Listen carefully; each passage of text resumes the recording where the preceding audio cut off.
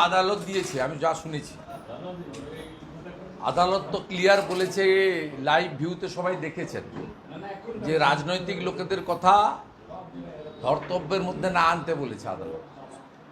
তার মানে পশ্চিমবাংলার রাজনৈতিক নেতৃত্ব কর্তৃত্ব যারা ফলান তাদের বিশ্বাসযোগ্যতাটা নেই, এটা সংবিধানের অন্যতম প্রধান স্তম্ভ জুডিশিয়ারি বলছে। পশ্চিমবাংলার প্রশাসনিক কর্ত্রী যিনি রাজনৈতিক নেতৃত্ব, তার বক্তব্যকে আদালত ধর্তব্যের মধ্যে আনতে নারাজ।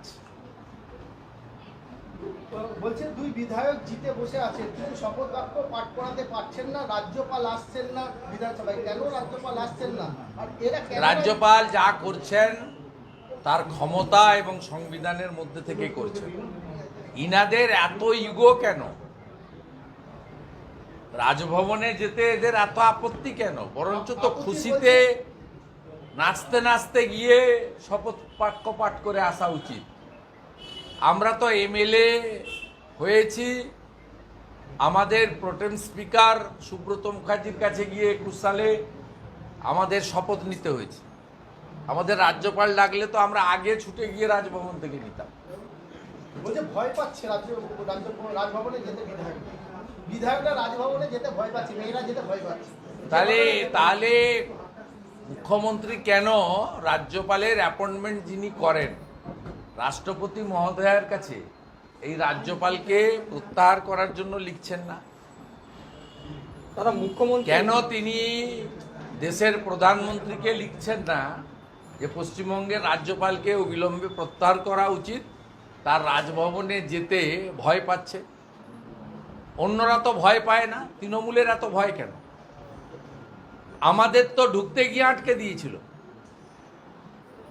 আমরা তো রাজভবনে যেতে চাই সংবিধানের প্রধানের কাছে, বেআইনিভাবে আটকে ছিল। পরে হাইকোর্ট থেকে দুগালে দুটো থাপ্পড় খেয়ে বাধ্য হয়েছে দরজা খুলে দিতে। বলছে হকার উচ্ছেদ আমার লক্ষ্য নয়, নতুন করে হকার বসালে ওটা ঠেলায় না পড়লে বিড়াল গাছে ওঠে। বলছে পুলিশ যদি হকার বসে সেক্ষেত্রে তাকে গ্রেফতার করা হবে। ওটা হচ্ছে আঙ্গুর ফল টক।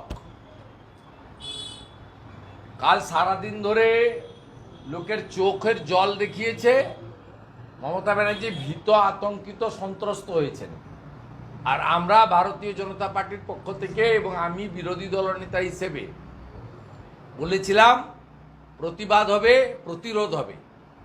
আপনি বলেছেন সরকারি জমি উদ্ধার করবেন, আপনার লোকেরা গরিব মানুষের পেটে লাথি মেরে হকার উচ্ছেদের নামে মানবাধিকার লঙ্ঘিত করছেন। আমরা চাই ফুটপাত দখলমুক্ত হোক, আমরা চাই নগরায়ন সুন্দরভাবে গড়ে উঠুক, কিন্তু কারোর পেটে লাথি মেরে নয়।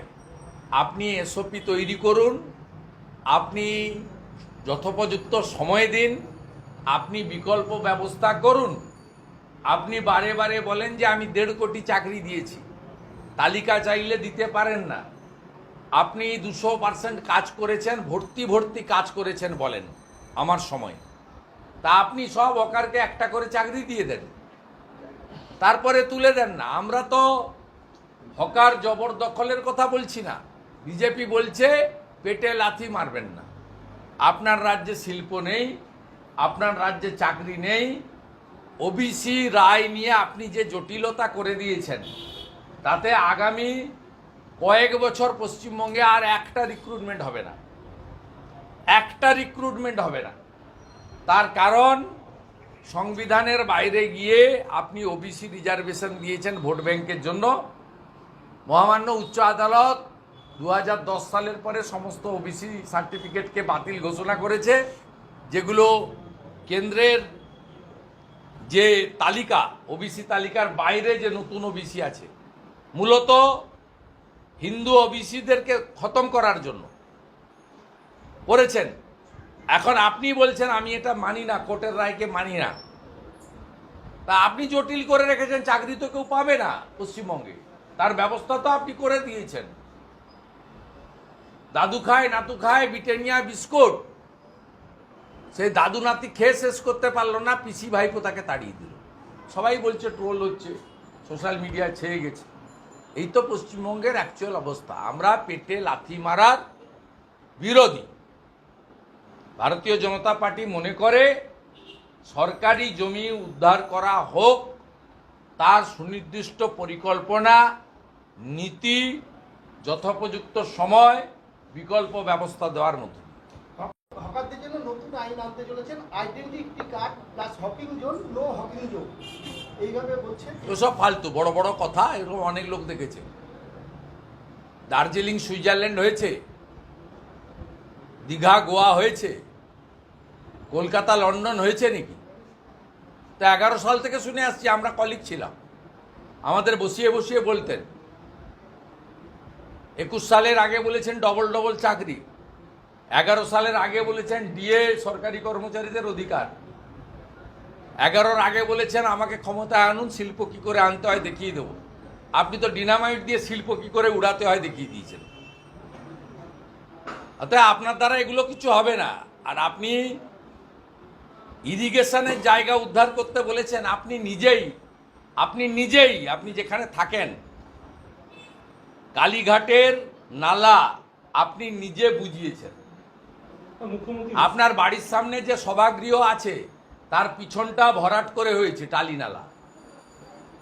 আপনার বাড়ির পাশে যে মিটিংয়ে যারা আসে সর্বসাধারণের যে ব্যবহারের জন্য যে ল্যাবরেটরিটা, ওয়াশরুম, সেটা তো টালি নালা বুঝিয়ে হয়েছে। আমি তো তার সাক্ষী। আমি তো ওই ওয়াশরুম অনেকবার ব্যবহার করেছি মিটিং করতে গিয়ে। আমি তো দেখেছি আপনি নালা বন্ধ করেছেন।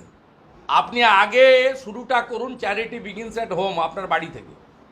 দাদা এক লাস্ট প্রশ্ন আমার, সেটা হচ্ছে শান্তিপুরে আজকে বড় বোমা বাঁধতে গিয়ে বোমা বিস্ফোরণে মৃত্যু ঘটেছে একজনের, ভাগীরথী নদীর চর, সেই চরের মধ্যে বোমা বাঁধা হচ্ছে। সেই বোমা হয়তো বাঁধছিল এখানে উপনির্বাচন আছে ব্যবহার করার জন্য। আপনি তো দেখছেন রহিম শেখ মুর্শিদাবাদের রঘুনাথগঞ্জ 2 সমস্তিপুর গ্রাম পঞ্চায়েতের তৃণমূলের মেম্বার, আমি সোশ্যাল মিডিয়ায় পোস্ট করেছি। জল আর রাস্তার দাবিতে পঞ্চায়েত ঘেরাও করতে এসেছিল জনগণ, 2 হাতে 2টো পেটো নিয়ে ছুটতে ছুটতে যাচ্ছে রহিম শেখ, বোম ফাটাতে ফাটাতে পাবলিককে ডিসপার্স করার জন্য। গোটা রাজ্যটাকে যৌতুকগৃহ করেছে।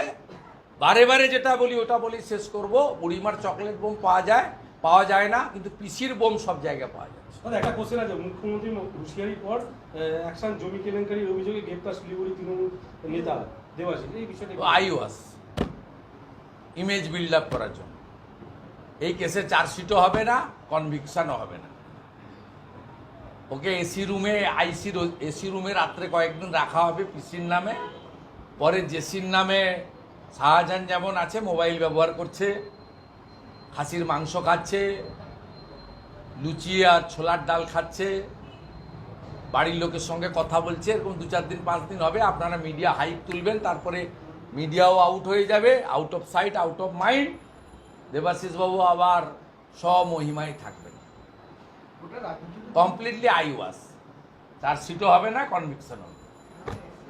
গোটা রাজ্য জুড়ে যে তিনি হকার হচ্ছেন, সরকারি জমি কথা বলছেন, তারপর অনেক পৌরসভা এখনো পর্যন্ত ওনার কথা শুনছেন না, এখনো পর্যন্ত কোনো উদ্যোগ না শুনবে না কেন? কর্মচারীরা মালিকের কথা শুনতে বাধ্য। কোনো পৌরসভাতে ভোট হয়নি, এই লোকসভা নির্বাচনে প্রমাণ হয়েছে। 69টা পুরসভাতে তৃণমূল কংগ্রেস হেরেছে।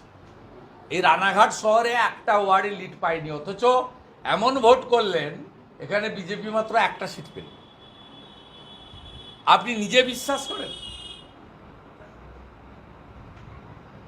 কোনো ইভিএমে ভিভিপ্যাট ছিল না, এসডিওদের দিয়ে সব ইভিএম চেঞ্জ করে ছাপ্পা মেরে এলাকা দখল করে ভোট করেছেন। আসল ভোটের প্রতিফলন তো এটা হয়েছে। তাই এখন যারা আছে তারা পিসির আশীর্বাদে পৌরপ্রধান, তারা কার্যত কর্মচারী, মালিকের কথা তারা শুনতে বাধ্য। না শুনলে পুলিশকে দিয়ে করবে, অসুবিধা কী আছে? ওনার পার্টি এবং দল সরকার তো পুলিশই চালাচ্ছে। পুলিশ তো সিআরপিসি আইপিসি মেনে কাজ করে না। আইন শৃঙ্খলা রক্ষা করার কাজ, মাফিয়াদের জব্দ করার কাজ, বোমা বন্দুক উদ্ধার করার কাজ, রোহিঙ্গাদের বাংলাদেশ থেকে আসা ঠেকানোর কাজ, এই কাজ তো পুলিশ করে না। পুলিশ ভোটের কাজ করে তৃণমূলের, আর রাস্তায় দাঁড়িয়ে গাড়ি থেকে টাকা তোলে। চলুন।